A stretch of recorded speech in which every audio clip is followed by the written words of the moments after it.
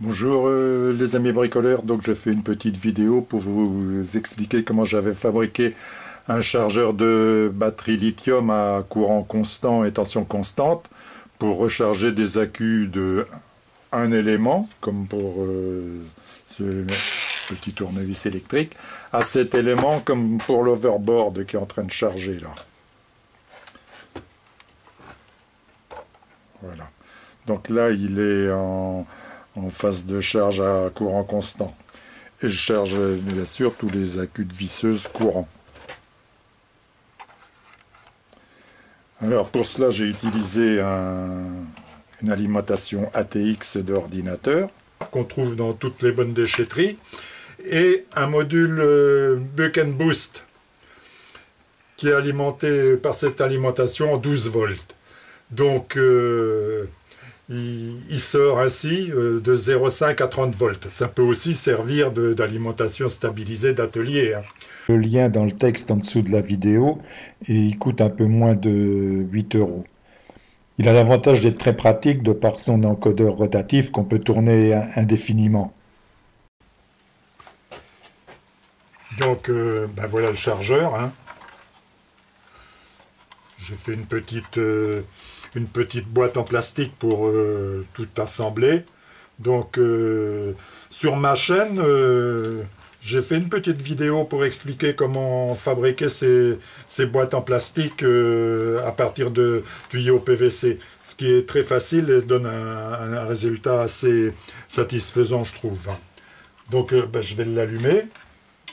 Voilà. Voilà. Donc voilà comment fonctionne le module.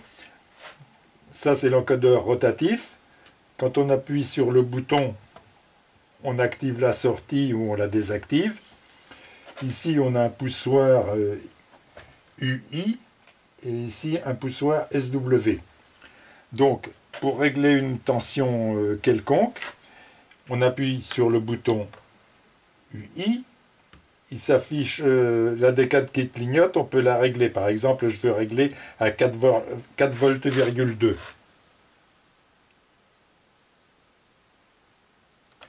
J'appuie sur le bouton pour changer de décade. J'appuie.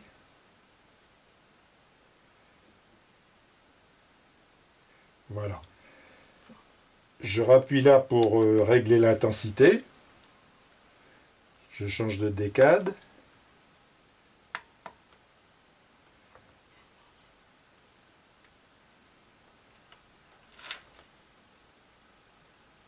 Voilà. Donc là, je chargerai à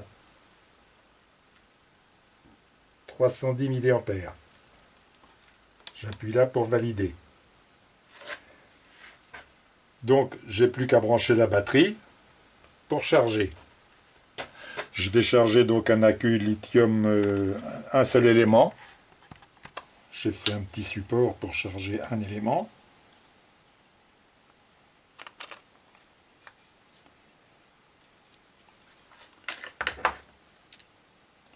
Je vais le brancher.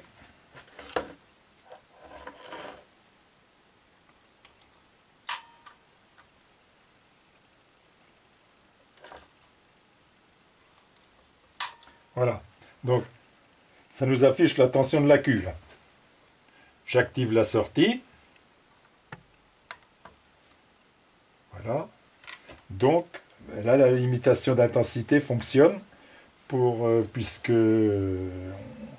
on n'est qu'à 3,90 volts pour se limiter à 310 mA.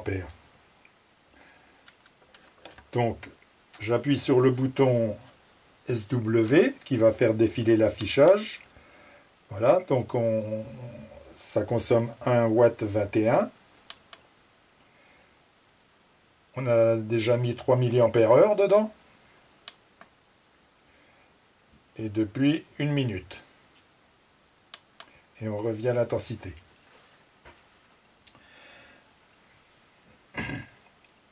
Maintenant, je vais augmenter l'intensité. Je suis 1 ampère.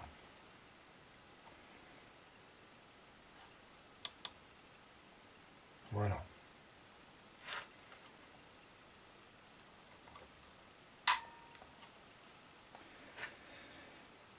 J'active la sortie. Et je charge à 1 ampère, toujours avec une limitation d'intensité. Donc la tension est déjà un peu plus forte, puisqu'on a mis une intensité plus... Voilà. On peut l'arrêter là. Voilà. Je vais le régler pour la tension de l'overboard, qui est de 29 volts 4.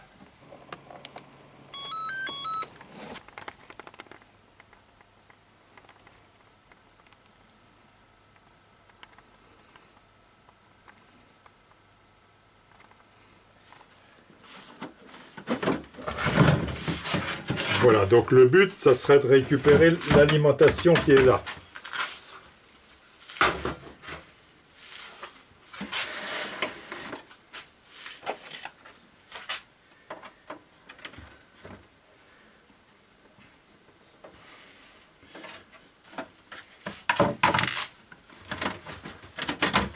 Voilà. Voilà donc l'alimentation. Donc on va la déconnecter. Normalement, on a des connecteurs partout. Voilà, ce qui est une alimentation ATX d'ordinateur. Hein. Donc, généralement, dessus, les caractéristiques sont affichées. Celle-là, elle sort plus 3 volts 3 sous 17 ampères, plus 5 volts sous 18 ampères, plus 12 volts sur 8 ampères, et plus 12 volts sur 14 ampères encore. Les fils jaunes, ce sont les fils 12 volts. Voilà, les fils jaunes. Jaune et noir. Hein. Les fils rouges, ça doit être les fils 5 volts, ça doit être marqué, je crois.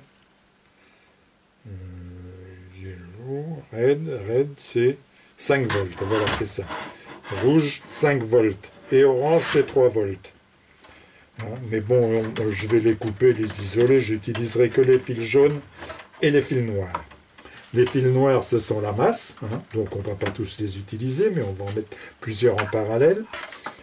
Le fil vert, très important. Le fil vert, il faut relier le fil vert à la masse pour que l'alimentation démarre. Alors, là, il faut regarder au connecteur. C'est ce connecteur.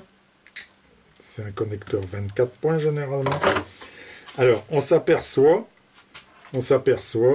qu'il y a un fil marron qui est connecté avec un fil orange dans le connecteur. Donc, on les reconnectera ensemble. Parce que c'est ce qui permet de stabiliser la tension. De toute façon, on va tout de suite la souffler et la tester. Donc on va maintenant ouvrir la bête.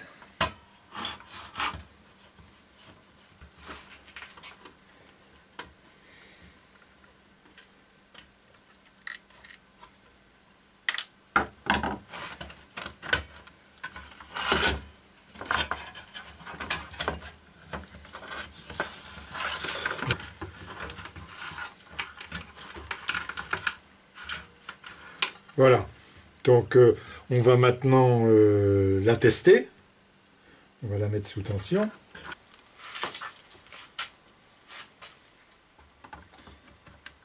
Il faut être très prudent parce que non seulement on a du 240 volts là, mais comme il est redressé, on a 350-370 volts continus sur la partie gauche. Voilà. Donc je vais shunter le fil vert avec un fil noir.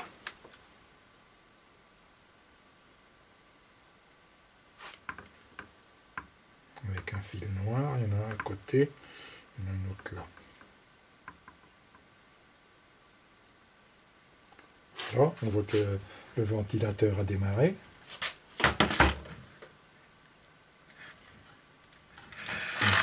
Je suis sur 20 volts continu.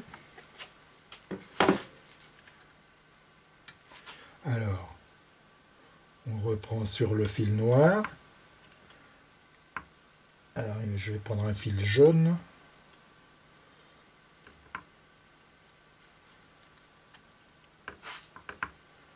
Fil jaune. 12 volts 27, c'est bon.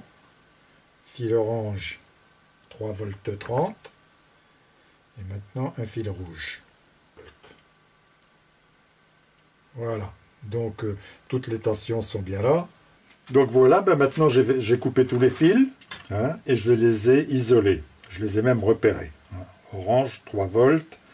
Là, c'est les fils noirs que je ne vais pas me servir.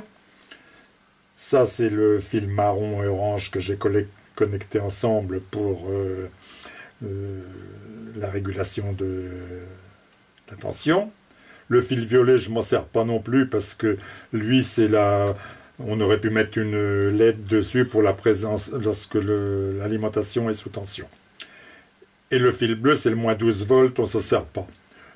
Le fil rouge, je les ai isolés aussi, pareil. C'est le 5 volts. Je les ai gardés tous en réserve, de façon que si un jour on a un remords de conscience, on puisse s'en servir. Et les autres fils jaunes, eh ben c'est le 12 volts, j'en ai utilisé que 2. Hein. Je vais n'en utiliser que 2. Là, j'ai mis une LED, ça veut dire que la tension est OK. L'interrupteur et le moins. Hein. Donc, je vais alimenter à 12 volts la carte Boost qui va être le cœur du chargeur. Voilà donc le câblage vu d'un peu plus près. Alors, ce que je voudrais faire remarquer, c'est qu'il existe dans ces alimentations une résistance ajustable qui est là. Et cette résistance ajustable elle sert éventuellement à rehausser ou à diminuer les tensions.